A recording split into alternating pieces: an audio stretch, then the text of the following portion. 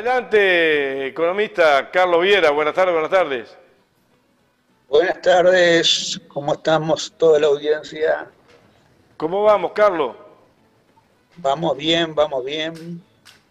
Bueno, El que no va bien es el país, con un gobierno un poquito en el límite de sus facultades, haciendo cosas que a la gente no le conviene y haciendo cosas disparatadas. Eh, el pueblo uruguayo está soportando muchas cosas. En la pandemia tuvimos que soportar que se nos dijera de que algunos no iban a pagar impuestos, un impuesto de emergencia que de alguna manera pues, se podía apoyar, que en una situación de emergencia eh, los que tuviesen mayores salarios aportasen, siempre y cuando esa aportación se refiriese también al sector privado y siempre y cuando no solamente los que tenían salarios altos del sector público iban a tener que pagar, sino también los que tenían ingresos altos del sector privado. Y así fue. Entonces, que se dijo y ahí fue donde nació la consigna de los mayauros no se tocan. Ante una concreta pregunta de un periodista, el presidente optó por definir una situación en la cual los que tenían que pagar el impuesto eran tan solo determinados sectores de la población y no otros. Luego a los uruguayos se les virla la posibilidad de que el puerto de Montevideo sea un instrumento para el gobierno, de todos, en una política de largo plazo de las que se están demandando realizar, y así fue. Queda que establecido que el puerto será administrado por un monopolio privado extranjero. El puerto ha sido básico en lo que es el desenvolvimiento de la economía del Uruguay, mal que nos guste o no, ha sido un país en donde todo se ha centrado en la exportación de productos del agro a través del puerto. Y ese puerto en realidad estaba llamado a fue históricamente hablando, un determinado factor del desenvolvimiento, del crecimiento de la economía. Y está llamado en adelante a hacerlo. Y ese puerto no está más para los uruguayos, está para los intereses de una compañía extranjera.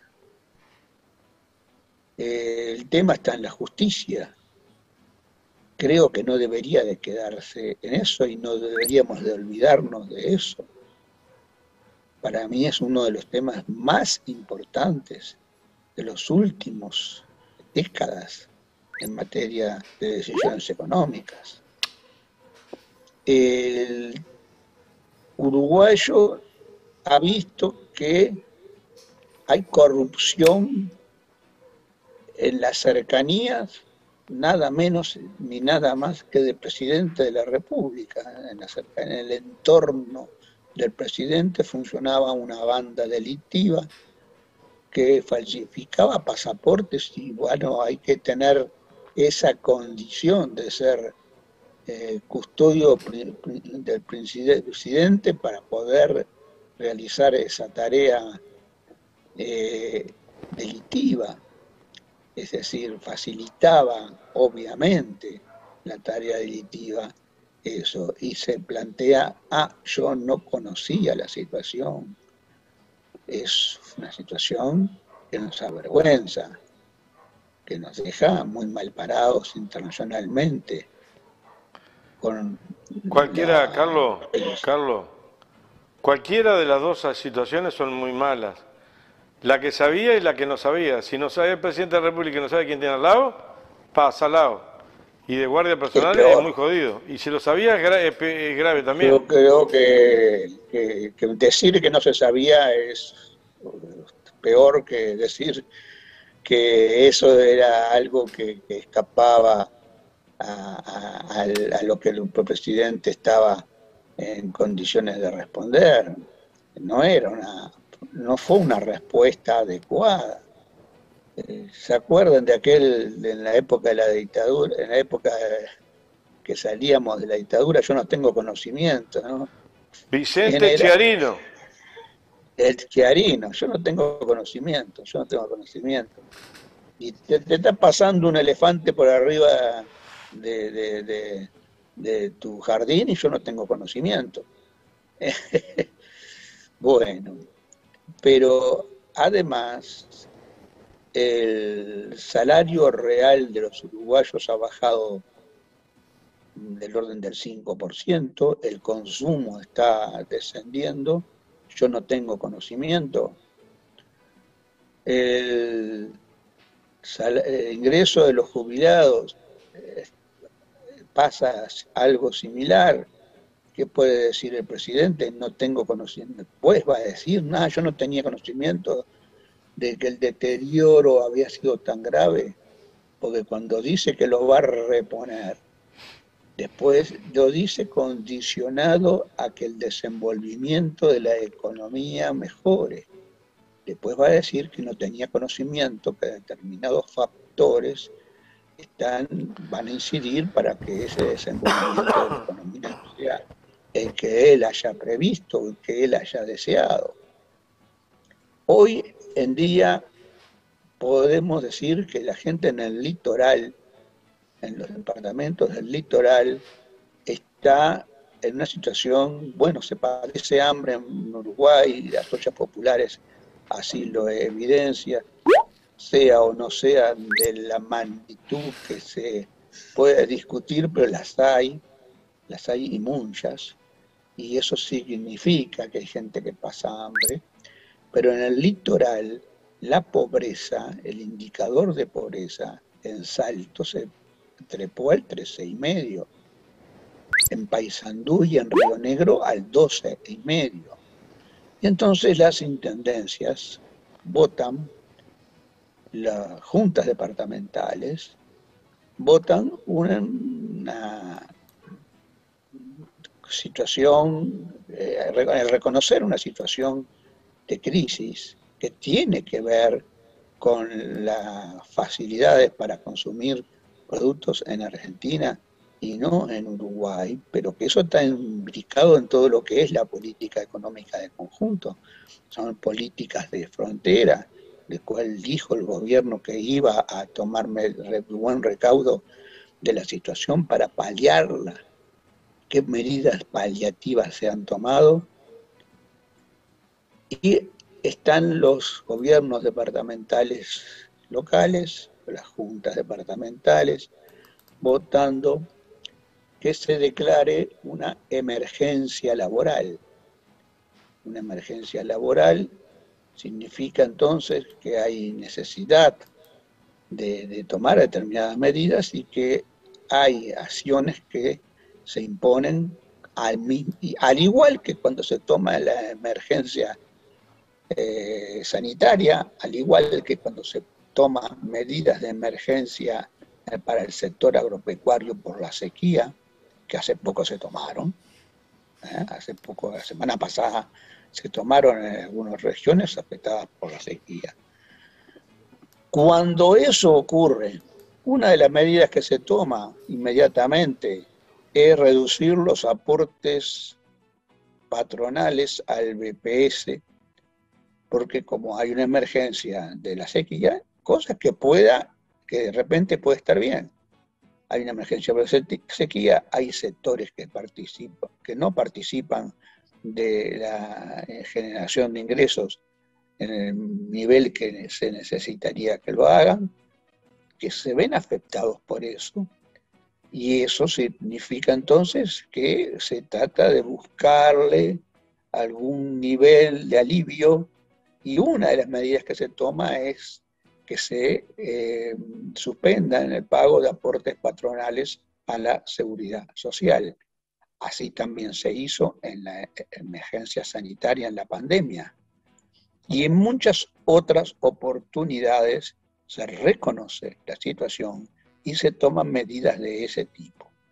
Lástima que después, cuando se toman medidas de ese tipo, no se reconoce que quienes deben pagar el costo debe ser la sociedad en su conjunto y no exclusivamente los trabajadores que aportan al BPS o los jubilados, porque luego lo que se dice es, como dado que los aportes al BPS no alcanzan, hay que hacer la reforma en la seguridad social. Yo hasta ahora no vi otro objetivo explícito planteado en la reforma que no sea reducir el gasto público, y otra vez el manido argumento de que si no se hace esta reforma, después van a tener que ver cómo cobran, porque va a ser difícil mantener las prestaciones, porque la ecuación desde el punto de vista del envejecimiento de la población va a generar que no alcancen los recursos. Y yo digo, cuando se habla de políticas de Estado, y ahora parece que quieren hacer políticas de Estado, y por allí yo habré escuchado mal. Yo habré escuchado muy mal, obviamente, por plantearse en estos días algo en el Parlamento. Había un anuncio, lo habré escuchado mal, no hay lectura de texto alguno, pero que una política de largo plazo sería aquella en el cual se presenta una propuesta al Senado y si el Senado no la aprueba en 2 meses, queda considerada aprobada. Y yo no sé de qué estamos hablando, porque una política a largo plazo tiene que ser consensuada, tiene que ser buscar, si es una política de Estado, tienen que estar involucrando a todos, y lo que se está planteando es algo que efectivamente yo considero que debe haber sido una transmisión muy mala de la que yo estuve escuchando, que consistía en eso. Las políticas de largo plazo, justamente, las que consideran el desarrollo del país, están en base a qué modelo de país queremos. Y entonces no es cuestión de decir vamos a hacer política, que la seguridad social es una política de largo plazo. Dice el presidente enfáticamente, con esa forma de hablar que tiene haciéndose el canchero, esta que hay que aprobarla porque le conviene a mis hijos, le conviene a los hijos de aquí, de los periodistas, le conviene a los hijos de todos ustedes, porque si no, no van a cobrar a largo plazo. Y esto es lo que hace la sustentabilidad, es la palabra que se usa y la palabra que usaron los técnicos, los afamados técnicos que propusieron esta reforma, los mismos que para solucionar un problema similar, que se decía que no iba a quebrar, que iba a quebrar la seguridad social, que no iba a cobrar la gente, bueno, en el 95 propusieron como gran solución la SAFAP. Ahora proponen adaptar aquel mismo régimen, aquella misma solución de AFAP, a algo que en definitiva, si dado que el objetivo es que el Estado gaste menos, parece que ese es el objetivo de largo plazo, el único que se establece y que se quiere que concordemos con él, yo lo veo muy difícil. Bueno, si ese es el objetivo, que Uruguay gaste, que el país gaste menos, y que ese gasto menor sea necesariamente resultancia. ¿Cómo van a hacer para que el gasto sea menor si reconocemos que la población se envejece y por lo tanto accede en mayor medida que antes, en mayor cantidad que antes, a los beneficios jubilatorios? Si ese es el diagnóstico, quisiera revisarlo un poquito a la luz de otras declaraciones, después pues inmediatamente lo hago, pero ahora sigo en este razonamiento. Si ese es el diagnóstico, si esa es la forma de encarar las cosas, la idea es que los trabajadores entonces sean los que paguen, porque no se habla de que el salario, que esas exoneraciones que se restan a los aportes genuinos del BPS se tengan en cuenta a menudo por las emergencias tales o cuales. No se cuentan, no se consideran, no se habla de eso, que se engaña todo el tiempo. No se considera que la aportación de los trabajadores tenga que ser disminuida, como a ponerse a la par de otros países de América, que se precien de tener un sistema de seguridad social y no una mera compañía de seguros. No se habla de que el aporte patronal es mucho mayor en Brasil, por ejemplo, que en Uruguay. No se habla de buscar beneficios adicionales a los que ya existen para que la seguridad social sea un mecanismo de redistribución del ingreso más afinado. No se habla de eso, se habla de reducir el gasto, de que los trabajadores por el mecanismo de establecer la remuneración básica jubilatoria, después terminen trabajando más tiempo, alargando la edad de jubilación a la que estén en la jubilación.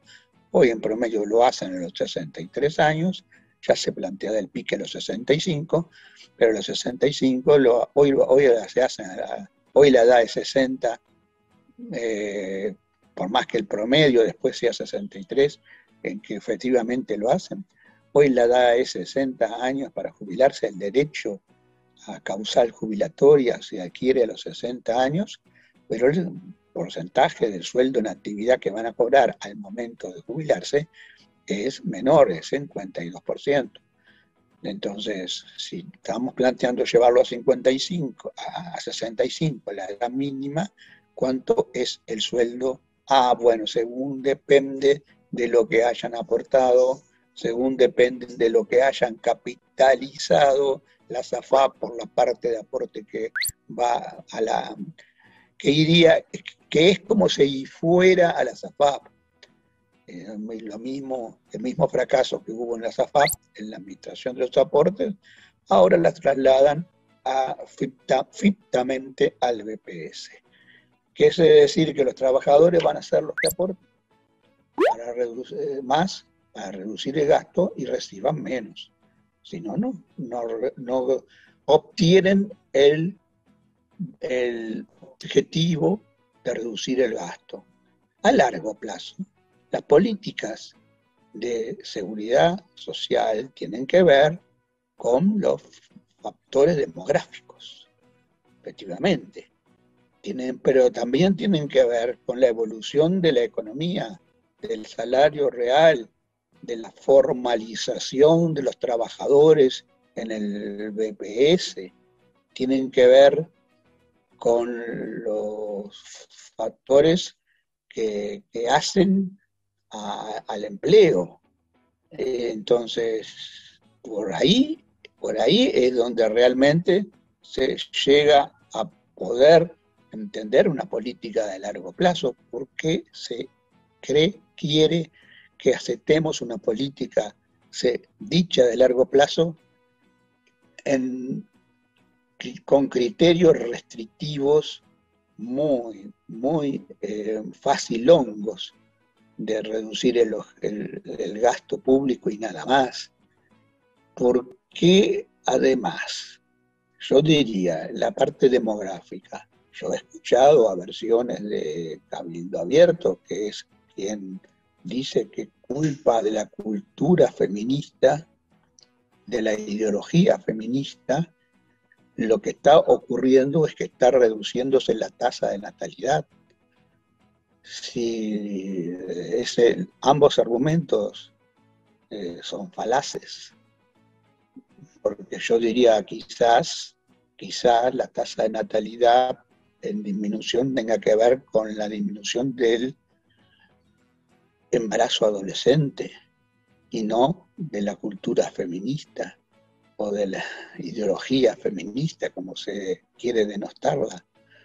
El punto es entonces que no está claro, hoy en día los uruguayos, por otras razones que no tienen que ver con esas que recién mencionaba, hay una tendencia de la familia, de las parejas jóvenes a no tener hijos, cosa que antes existía. Bueno, ese elemento incide en la proyección demográfica, incide en los temas de la seguridad social.